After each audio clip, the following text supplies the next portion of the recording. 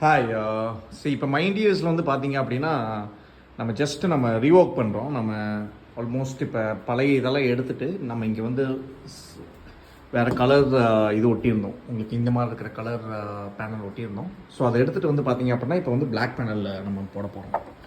So இந்த black panel வந்து நம்ம போட போகிறோம். ஸோ இப்போ அவுட்புட் வந்து உங்களுக்கு நான் முடிஞ்சோன்னு காட்டுறது ஒண்டர்ஃபுல்லாக இருக்கும். ஸோ இதுக்கு நம்மளுக்கு நிறைய பேர் வந்து நம்மக்கிட்ட பேனல் வாங்குறீங்க, பிளாக் பேனல், ஒயிட் பேனல் அந்த மாதிரி. ஸோ அது எப்படி நிறைய பேர் செல்ஃப் அதிசிவாக இருந்தால் பிரச்சனை இல்லை, ஸ்டிக்கர் ரிமூவ் பண்ணிவிட்டு அப்படியே ஒட்டிக்கலாம். பட் இந்த மாதிரி இருக்கிற பேனலில் வந்து பார்த்திங்க அப்படின்னா நம்ம கம் யூஸ் பண்ணணும், அதாவது அதிசிவ் யூஸ் பண்ணணும், க்ளூ யூஸ் பண்ணி தான் நம்ம வந்து பார்த்திங்க அப்படின்னா ஒட்ட முடியும். ஸோ அது என்னென்ன யூஸ் பண்ணணும், எப்படி ஒட்டணும் அப்படிங்கிறத நம்ம இந்த வீடியோவில் பார்க்கலாம். ஃபஸ்ட் வந்து இதான் இந்த ஆல்மோஸ்ட் ஒரு உங்களுக்கு வந்து ஹைட் வந்து ஒரு 8 ஃபீட் இருக்கும். ஸோ இது வந்து பார்த்திங்க அப்படின்னா ஒரு 10 இருக்கும். ஸோ 10/8 80 ஸ்கொயர் ஃபீட் வந்து நம்ம இப்போ பண்ண போகிறோம். இது அதிசி வந்து பார்த்திங்க அப்படின்னா ஹீடெக்ஸ். மெயினாக நம்ம காமனாக நம்ம எல்லாத்துக்குமே சொல்கிறது வந்து பார்த்திங்க அப்படின்னா ஹீடெக்ஸ் தான் யூஸ் பண்ணுமோ. இது ரேட் கொஞ்சம் காஸ்ட்லி, பட் ஹீடெக்ஸ் யூஸ் பண்ணுறதுனால உங்களுக்கு அட்வான்டேஜ் என்னென்னு பார்த்திங்க அப்படின்னா சீக்கிரமாக காஞ்சிடும். ஸோ உங்களுக்கு அவ்வளோ நேரம் நீங்கள் பிடிச்சிட்டு இருக்கணும், மாஸ்கிங் டேப் போடணும் அந்த மாதிரி அவசியம் இல்லை. ஸோ அதுக்காக தான் ஹீடெக்ஸ். இல்லை ஹீடெக்ஸ் எனக்கு காஸ்ட்லி அப்படின்னா SR505 அந்த மாதிரி யூஸ் பண்ணிக்கலாம். யூஸ் பண்ணுறதுக்கு முன்னாடி நீங்கள் கொஞ்சம் ஷேக் பண்ணிக்கோங்க. எதுக்கு ஷேக் பண்ணுறீங்க அப்படின்னா நீங்கள் வந்து சப்போஸ் கொஞ்சம் லூஸாக இருக்கும். ஸோ ஷேக் பண்ணிக்கிறது நல்ல ஒரு ஜஸ்ட் ஒரு 2-3 டைம் ஷேக் பண்ணிட்டிங்கன்னா போதும். அதுக்கப்புறம் வந்து பார்த்திங்க அப்படின்னா உங்களுக்கு தேவையானது என்னென்னா ப்ரஷ், நார்மலாக ஒரு 2 இன்ச் இல்லைனா 1.5 ப்ரஷ் வாங்கிக்கோங்க. 50 mm போதுமானது. இல்லைனா இது ஒரு 2 ப்ரஷ் வாங்கிக்கோங்க. ஸ்கொயர் ஃபீட் தகுந்த மாதிரி மாஸ்கிங் டேப் இன்கேஸ் ரிக்வயர்ட் வாங்கிக்கோங்க. அதுக்கப்புறம் வந்து பார்த்திங்க அப்படின்னா centre of the point first எடுத்துக்கோங்க. இதெல்லாமே நீங்களே பண்ணுறதுக்கானது தான். இது நீங்கள் சப்போஸ் மேன் பவர் இல்லாமல் நீங்களே பண்ணலாம். இது இன்கேஸ் உங்களுக்கு மேன் பவர் ரிக்வயர்ட் அப்படின்னா உங்களுக்கு ஸ்கொயர் ஃபீட் வந்து 25 to 30 rupees கேட்பாங்க. ப்ளஸ் அந்த அதிசீவுக்கு என்னென்ன வேணுமோ அது கேட்பாங்க. ஃபெவிகால் போடுறதுக்கு முன்னாடி சப்போஸ் நீங்கள் மார்பிள்ஸ் அந்த மாதிரி கீழே போட்டிருக்கீங்க, டைல்ஸ் போட்டிருக்கீங்க அப்படின்னா பெஸ்ட்டு நீங்கள் இந்த மாதிரி ஒரு கார்ட்போர்டோ இல்லை ஏதோ ஒரு ஃப்ளெக்ஸோ ஏதோ ஒன்று போட்டு பண்ணிங்க அப்படின்னா கீழே வந்து உங்களுக்கு இது ஒட்டாது. ஸோ ஈஸியாக இருக்கும். ஸோ மற்றபடி என்னென்னா இந்த க்ளூ வந்து எங்கே போடுவாங்க அப்படிங்கிறது போக போக நான் உங்களுக்கு இந்த வீடியோவில் சொல்கிறேன். க்ளூ ப்ராசஸ் பற்றி நம்ம இப்போ பார்க்குறோம். ஜஸ்ட்டு நீங்கள் சைடில் மட்டும் பண்ணாலே போதும் உங்களுக்கு. ஏன்னா உங்களுக்கு எடுக்கிறப்ப ஈஸியாக இருக்கும். நீங்கள் ஃபுல்லாக போடுறதுனால போடலாம், பட் சைடில் மட்டும் பண்ணாலே உங்களுக்கு குட் அனஃப், உங்களுக்கு நல்லாவே நிற்கும்.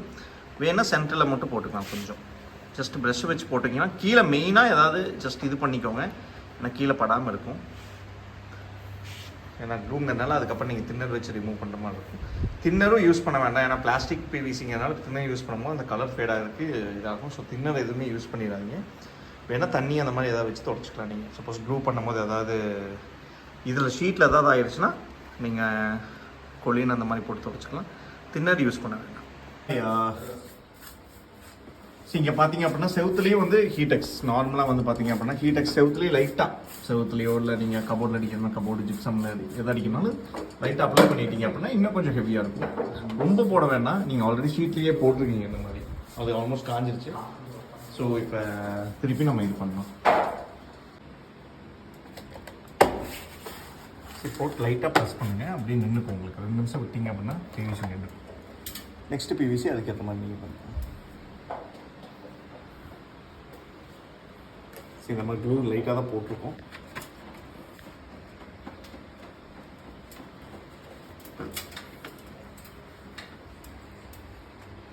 எட்ஜ் டு எட்ஜ் கரெக்டாக வச்சுக்கோங்க, கேப் இருக்காத மாதிரி. முடிஞ்ச அளவுக்கு கையில் க்ளவுஸ் ஏதாவது வேணும்னா க்ளவுஸ் போடும்.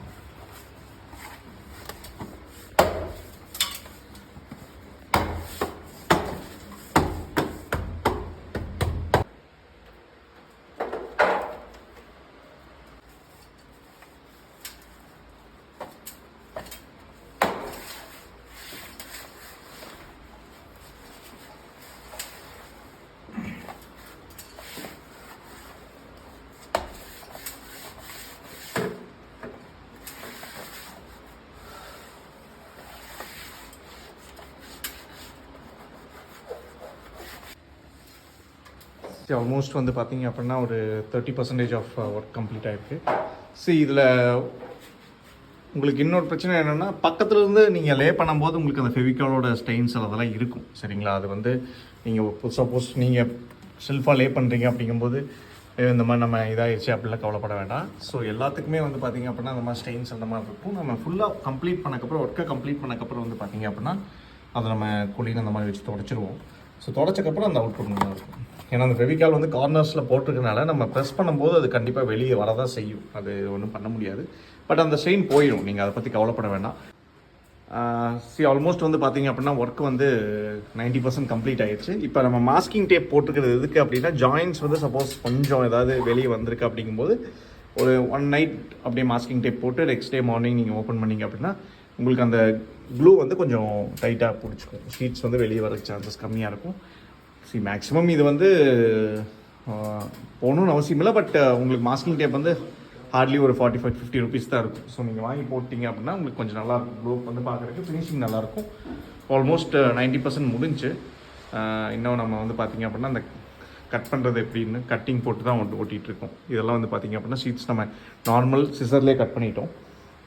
உங்களுக்கு வந்து சிசர்ஸ்லாம் வந்து பார்த்திங்க அப்படின்னா நார்மல் சிசர்ஸ்லேயே நம்ம கட் பண்ணிக்கலாம். அது கட் பண்ணுறது எப்படின்னு மெஷர்மெண்ட்டுக்கும் நம்ம எப்படின்னு சொல்கிறோம். இப்போ மெயினான இதே வந்து பார்த்திங்க அப்படின்னா மெஷர்மெண்ட் இந்த சைடில் எப்படி எடுக்கிறது அப்படின்னா, எப்போவுமே வந்து மெஷர்மெண்ட் 2 சைடு எடுக்கணும். இங்கேயும் எடுக்கணும், இங்கேயும் எடுக்கணும். உங்களுக்கு வந்து பார்த்திங்க அப்படின்னா ஸ்டார்டிங்லேயே எடுக்கணும், எட்ஜஸ்ட்லேயே எடுத்தால் தான் உங்களுக்கு வந்து கரெக்டாக வரும். இப்போ இங்கே வந்து கரெக்டாக எக்ஸாக்டாக வந்து பார்த்திங்க அப்படின்னா 17 இன்ச்சஸ் தேவைப்படுற மாதிரி இருக்குது. சரிங்களா, 17 இன்ச்சஸ் தேவைப்படுற மாதிரி இருக்குது. ஒரு ஷீட்டோட சைஸ் 20 இன்ச்சஸ், 17 இன்ச் தேவைப்படுற மாதிரி இருக்குது. பட் இங்கே வந்து பார்த்திங்க அப்படின்னா ஆல்மோஸ்ட் 18 இன்ச் தேவைப்படுற மாதிரி இருக்குது. ஸோ 17 into 18க்கு நம்ம மார்க் பண்ணி கட் பண்ணணும். அது எப்படி கட் பண்ணுறாங்கன்னு பாருங்கள். நம்ம வந்து பார்த்திங்க அப்படின்னா ஷீட்டை வந்து திருப்பி வச்சுட்டு 17 இன்ச்சுக்கு கட் பண்ணிக்கிறோம், மார்க் பண்ணிக்கிறோம். ஷீட்டை வந்து திருப்பி வச்சுட்டு 17 இன்ச்சுக்கு மார்க் பண்ணிக்கிறோம். அந்த பக்கம் 18 இன்ச்சுக்கு மார்க் பண்ணிக்கிறோம். சீட் வேஸ்டேஜ் வந்து 100% இருக்க தான் செய்யும். ஏன்னா கரெக்டாக எக்ஸாக்டாக வந்து பார்த்திங்க அப்படின்னா உங்களுக்கு 10க்கு 10 ரூம் அப்படின்னா ஓகே. பட் என்னவா இருந்தாலுமே உங்களுக்கு சீட் டேமேஜஸ் இதெல்லாம் டேமேஜ் தான் பாருங்கள். எப்படி இருந்தாலுமே சீட் டேமேஜஸ் இருக்க தான் செய்யும். ஸோ இப்போ வந்து இது கட் பண்ணுறப்ப என்ன பண்ணணும் அப்படின்னா, நம்ம நார்மலாக வந்து ஒரு லைன் மாதிரி போட்டுக்கணும். இங்கே ஒரு மார்க்கிங் போட்டுக்கணும். இப்போ பிளாக் டு பிளாக்குங்கன்னா உங்களுக்கு ஃபோனில் சரியாக தெரியுதான்னு தெரில. ஸோ இங்கே ஒரு மார்க்கிங் போட்டிருக்கோம், அதுக்கப்புறம் இங்கே ஒரு மார்க்கிங் போட்டிருக்கோம். மார்க்லேயும் இங்கேயே வச்சு ஒரு ஜஸ்ட் ஒரு இது பண்ணிக்கும், ஒரு லைன் மாதிரி போட்டுருக்கோம். ஸோ இப்போ உங்களுக்கு தெரியுமா தெரில லைன், இங்கே பார்த்தீங்கன்னா ஒரு லைன் போட்டிருக்கு. நீங்கள் பெஸ்ட்டு சப்போஸ் இந்த மாதிரி வாங்கினீங்கன்னா ஒரு ஒயிட் மார்க்கர் ஏதாவது இருந்தால் வாங்கிக்கோ. ஒரு ஒயிட் இல்லைன்னா க்ரீன் அந்த மாதிரி வாங்கிட்டிங்கன்னா உங்களுக்கு ஈஸியாக இருக்கும். கட் பண்ணுறது ரொம்ப ஈஸியாக. உங்களுக்கு ஹார்ட்லி ஒரு 2 minutes to 3 minutes இப்படி ஆகாது. 1 minute ஆகும் உங்களுக்கு கட் பண்ணுறதுக்கு.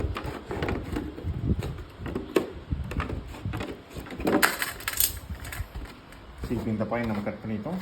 இப்போ பார்த்து இது அப்படியே அழகாக வந்து பார்த்தீங்க அப்படின்னா பின்னாடி குரூப் போட்டோம்னா அழகாக இங்கே ஃபிக்ஸ் ஆகும். நம்ம எக்ஸாக்டாக கட் பண்ணதுக்கும் இதுக்கும் கரெக்டாக இருக்கும்.